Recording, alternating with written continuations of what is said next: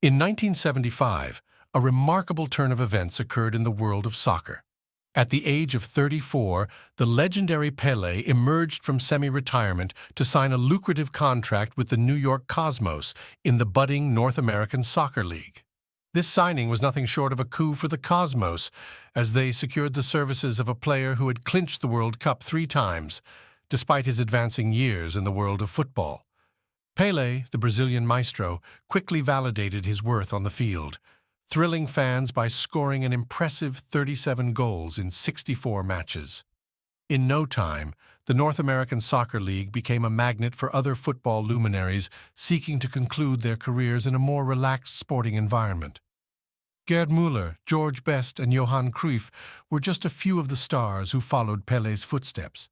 However, despite the initial success, the North American Soccer League eventually met its demise in 1984. Nevertheless, the concept of boosting the profile of a football league by enlisting aging stars in pursuit of one final payday and a less intense competition level was a strategy replicated in various corners of the world. Some leagues, like those in Japan and Australia, thrived and nurtured local talent, while others, like in China, has been crumbled. The latest addition to this trend is Saudi Arabia, where the revamped and highly lucrative Pro League is reshaping the economics of European football. The Saudi Arabian government announced that its sovereign wealth fund had acquired a significant 75% stake in 4 of the league's 18 teams, Al Hilal and Al Nasser in Riyadh, and Al Ahly and Al Ittihad in Jeddah. The Saudi Arabia's Public Investment Fund is spearheading efforts to bring European players to these clubs, aiming for at least 3 at each.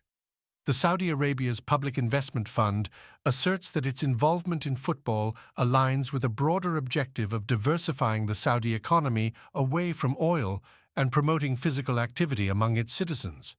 In 2021, they even acquired an English Premier League club, Newcastle United. However, critics view these investments, along with those in boxing, Formula One, and golf, as an attempt to divert attention from Saudi Arabia's human rights concerns. Traditionally, second-tier leagues in far-flung locations held little significance for wealthy European clubs. They served as lucrative destinations for pre-season tours and suitable grounds to offload aging stars with hefty contracts. The transfer of Cristiano Ronaldo to Al Nassr in late 2022, for instance, was welcomed by Manchester United fans as a relief from high wages. Yet, the Saudi Arabia's ambitions appear to extend beyond this. The signing of 26-year-old Portuguese midfielder Ruben Neves from Wolverhampton Wanderers to Al Hilal challenges the common assumption that professionals seek to play at the highest level possible. While Neves may earn more in Saudi Arabia, his chances of competing at the highest European level, such as the UEFA Champions League, may dwindle. This move may even jeopardize his place in the Portuguese national team. This transfer also underscores the vulnerabilities of European clubs. Even a club like Wolverhampton Wanderers, ranked 25th in the world in terms of revenue, had to make a tough choice when presented with an offer from the PIF. They opted to accept £47 million for their star player, rather than risk losing him for nothing when his contract expired. Consider Marcelo Brozovic, a 30-year-old Croatian midfielder and former Internazionale captain. Despite Barcelona's interest, Brozovic chose to join Al Nassr due to a more attractive contract offer. This signals that it's not just smaller clubs struggling to retain players. Even prestigious teams may need to rethink their recruitment strategies. Though the flow of players to Saudi Arabia is still relatively modest, the next few years promise to unveil their lofty aspirations, including the possibility of their clubs entering an expanded Champions League or reviving the controversial European Super League concept.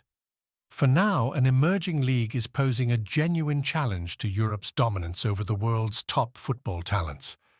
The landscape of international football is evolving, and the world is watching with bated breath to see how it unfolds.